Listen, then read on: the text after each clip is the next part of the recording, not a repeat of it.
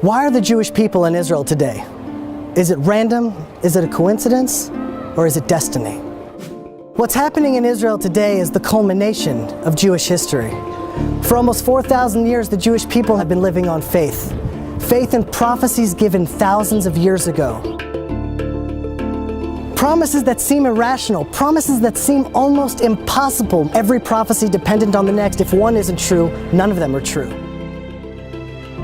Every single one of them is coming to pass in our lifetime. Every single one of them.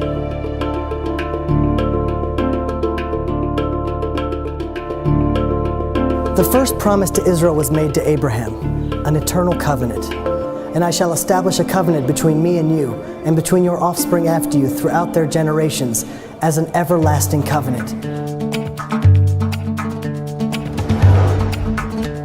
The Jewish people are the only ancient people alive today. The Assyrians, the Babylonians, the Jebusites, the Canaanites, all of them are gone. Well, no nation has survived such scattering and then remained a nation. They became assimilated, and eventually any trace of the original is gone. We, an eternal people, stand alive today.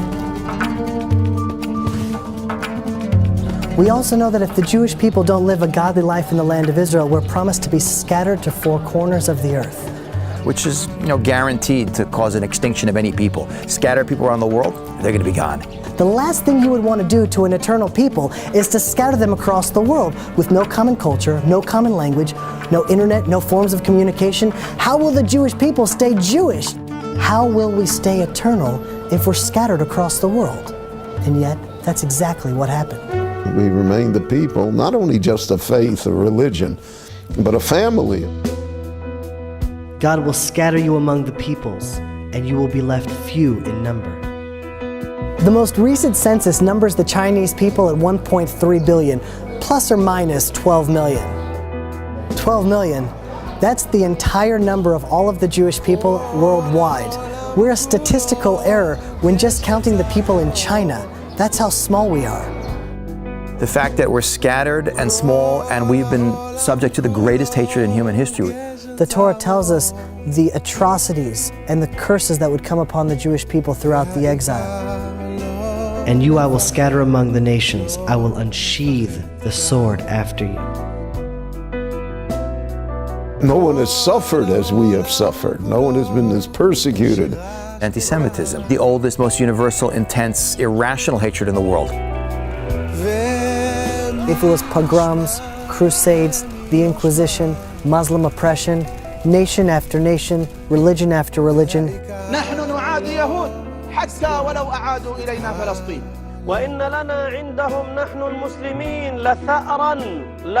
the persecution we faced has always transcended all logic and rational thought. When we were poor and destitute in the shtetl, we were hated for being parasites. When wealthy, for being money grubbing. One thing that we could always rely on is that there would always be a reason, a pretext to hate us. And despite all the persecution, not only have we survived, but we've thrived. Now imagine that, a tiny, persecuted, scattered people. Out of all nations, how are they supposed to shift global consciousness? The same nation that everyone's going to hate is going to be scattered around the world and shouldn't even be here is told we're going to be a light to nations. Those two things don't go together. We shouldn't even be here, much less impact the world. Here is a people that small in number, that has influenced the world in unbelievable fashion. All the science and all the wonderful things that they contribute to the rest of the world. Wherever they find themselves in any country, they become the lifeblood of that country. They're an extraordinary energy. And you can literally see a direct correlation between countries that have Jews in them and how they treat the Jews and how those countries do in terms of their political development, their scientific development, their technological development. The Torah tells us that if the Jews don't do their charge, so they will be sent out of the land, and while they're away, the land will become desolate. The land in the late 1800s was barren, full of rocks. We couldn't produce anything here. Mark Twain came here in 1850. He talks about all these places that he tried to pay respects to. He was saddened by the fact that it was a desolation. Nothing grew here.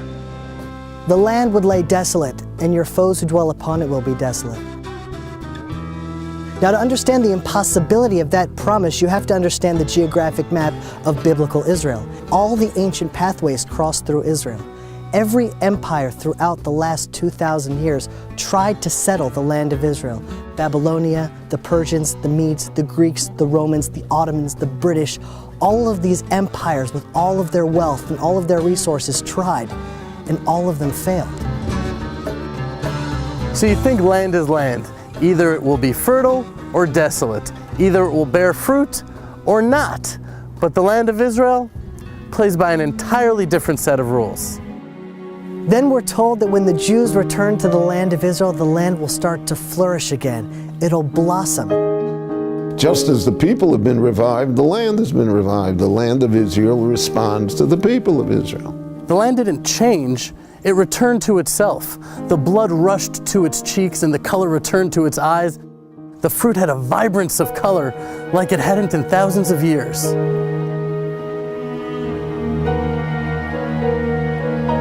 And the Jewish people, we've returned to ourselves as well. We're finally tending the soil and working the land once again.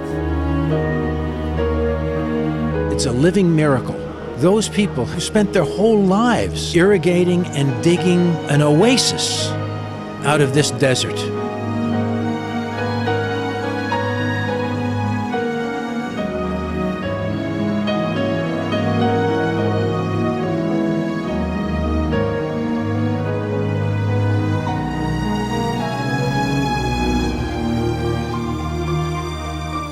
The ingathering of the exiles, it's the most prophesied event in the Bible. It's mentioned over 40 times. Unprecedented in history. Never before has a nation been scattered across the world and then ingathered to its ancient homeland. And yet every single prophet mentions this miraculous feat that will happen.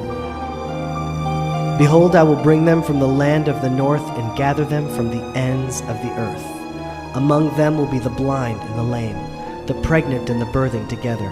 A great congregation will return here.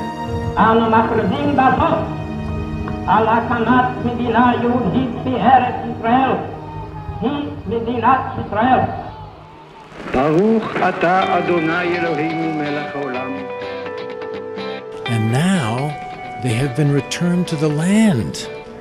And the land is still carrying the names of the great history of this people. It's unbelievable. Today in Israel, you see universalism. Jews from Ethiopia, Africa, Asia, North America, South America, Russia, the entire world has now returned to the land of Israel. The prophets tell us that the Hebrew language will eventually be revived. When's the last time you saw a Phoenician English dictionary? Probably not for a while because Phoenician is a dead language. You know what language they speak in Latin America? It's not Latin because Latin too is a dead language.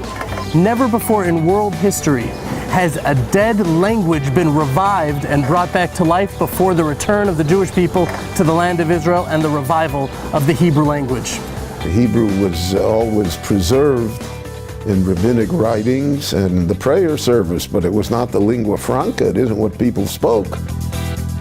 What we don't appreciate is a whole country of close to 6 million people today who speak a language which no one spoke 100 years ago. It's resurrected, like the Jewish people back in their homeland.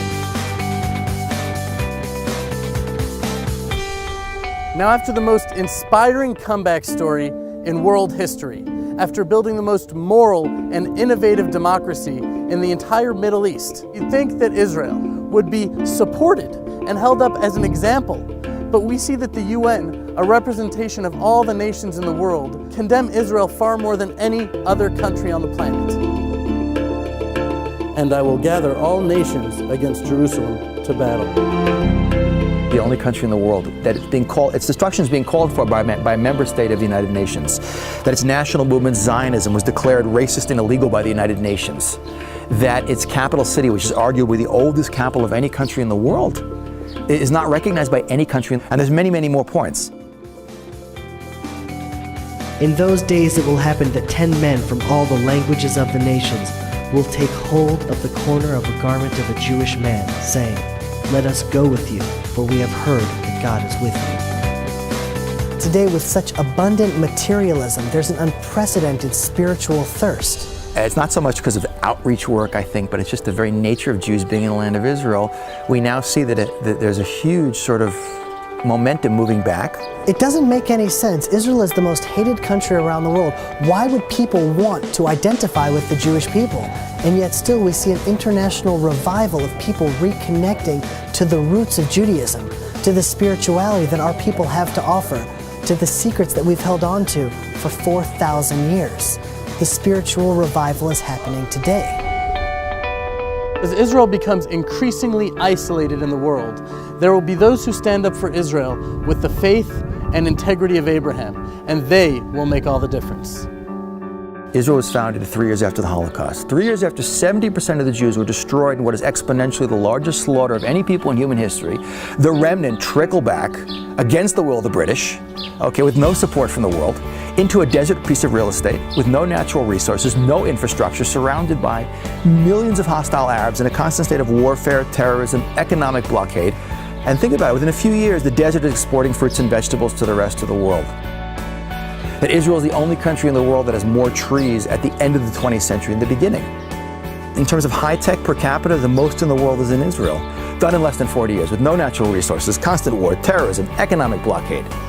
It's unbelievable, but people just don't see it because we've gotten used to it. It's Jewish history. It's all supernatural. We were given these visions and promises thousands of years ago for our time and for our generation. Every single promise has come to pass, and the challenges we face today are part of a greater plan. Biblical destiny, human destiny is unfolding today in Israel. A worldwide movement is growing stronger every day, and it is your opportunity to join the greatest revolution in human history, Israel.